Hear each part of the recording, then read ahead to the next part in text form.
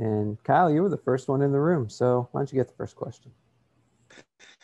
Lew, I wanted to ask you about this past weekend. I mean, first WAC series, you really throttled Dixie State, kind of gave them a rude welcome to the WAC, and you're on Friday night.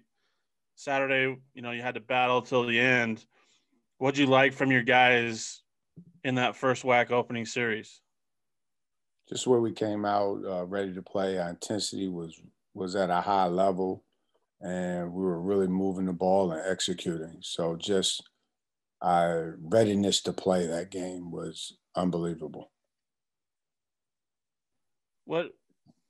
How was it adjusting on the fly, considering that it's not usual to play back-to-backs except for tournament time?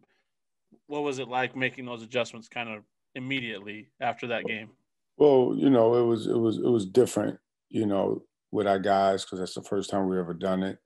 And human nature crept in a little bit. I kept trying to explain to them that it's a different game, different day. That game is over.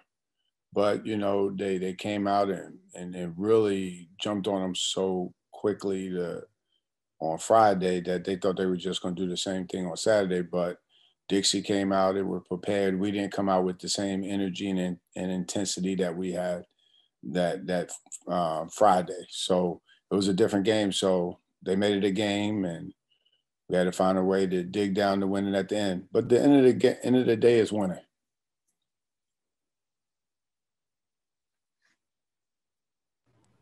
Coach Hill, I wanted to ask you a little bit about just sort of the weirdness and changing of schedule this week. I know you guys were scheduled to go play New Mexico State, and you guys were able to find a replacement opponent in Tarleton. And I know obviously that's a team you guys will see again later this year. But just kind of generally, what are your thoughts on, I guess, sort of the weirdness of rescheduling on the fly like this?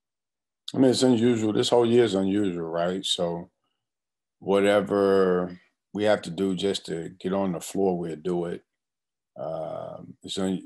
We don't really love it, to be honest, but, we're not the only people around the country that's having to do these type of things. We have to adjust and adapt just like everyone else. So, can't cry about it. Just do what we got to do to play games. Whenever, like I tell my guys all the time, stepping on this floor and playing games is a blessing. Absolutely. I think it's 4 or 3 programs in the WAC had series canceled on them this week. You guys are included among that. And I know you guys were scheduled or still are scheduled to play Tarleton in your WAC series. I think that's the last WAC series of the season for you guys. Was it a decision between schools or more of the WAC's decision to make this a non-conference game this weekend instead of potentially moving that back-to-back conference series up? Schools, but we're only playing one game. We're not playing 2 games.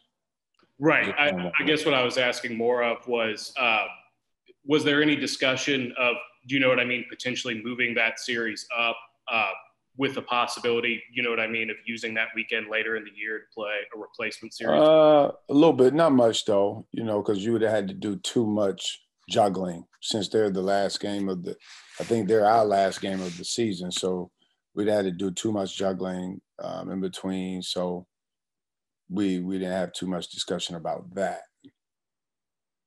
And then along those lines too, I know Quinn wasn't with you guys this past weekend. Do you know if at this point in time, do you know if he'll be traveling with you guys this weekend for the Tarleton game? No, he won't.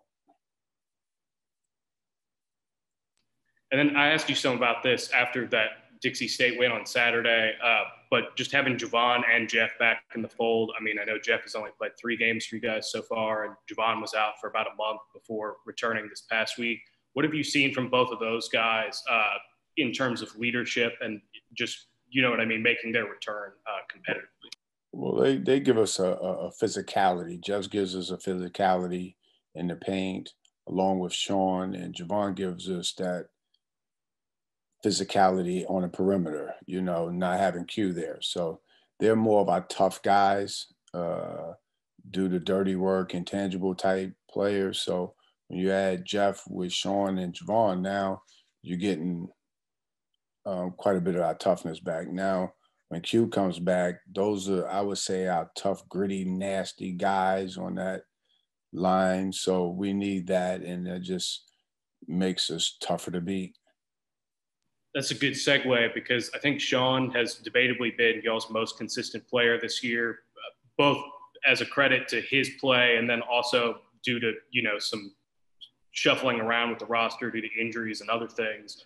I know he's kind of had a long road back to getting to D1 basketball, joining you guys in the middle of the season last year. What have you seen from him just in terms of growth and leadership this season? He's come back in better shape this year. To his credit, he wasn't in shape because we got him at the middle of the year and he couldn't practice. But towards the end of the year, he started getting in real good shape. He's improved tremendously his individual skills. Things he wanted to do last year, he wasn't ready to do. He's able to do this year. His footwork has gotten better. Him and Coach Crandall has done a good job of working hard on that. He's improved his 15-footer, and then he's able to make a three every now and then. It's not his big suit, but he's capable. I think he's made about 3 of them this year.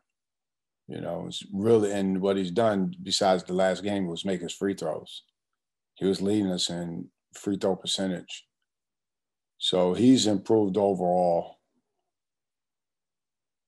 Do you feel like he, in a way, has sort of been the glue guy for you guys this year, both in terms of his consistency and just the level of physicality he's able to bring night in and night out for y'all?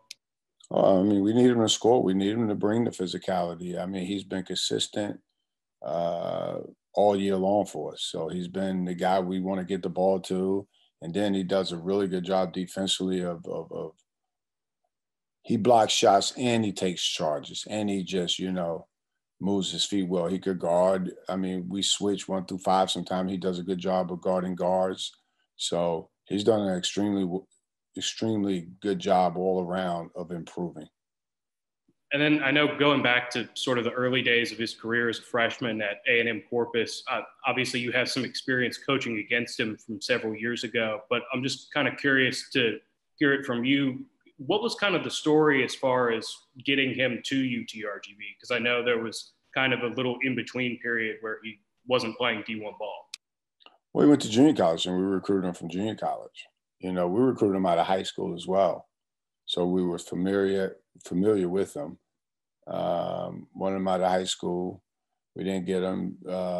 Corpus took both he and his twin brother. Then when he went to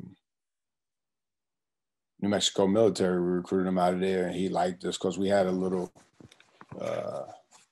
connection with him already.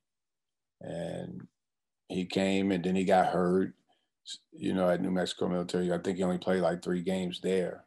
So we just stuck with him. He stuck with us.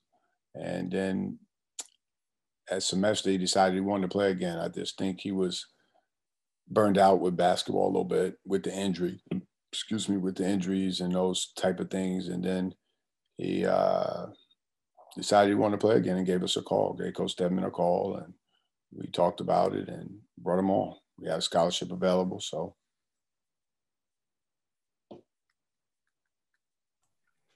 Coach, good afternoon. I just wanted to ask about the total team depth that you've been able to use, like guys like Laquan Butler coming off the bench and kind of like being that a little bit of a spark. How has he matured throughout the season? He's done. We got to get him to be more consistent. He has a chance to be a really good player. You teaching him the game. Just has to learn how hard you got to play all the time. Especially the way we play. But he's really gifted offensively. And I think as we move on into the year, you'll start seeing a better version of him. Cool. Anything else for Coach? Yeah, Lou, I wanted to ask you, now that you've got Jeff kind of back in the mix, you got Sean Ray, and you've seen kind of the other teams that are loaded with some big guys, how good do you feel knowing that you have a pair of big guys that are really good as well? I feel good. I'm just one of them coaches anyway. It doesn't matter who we play and who we have.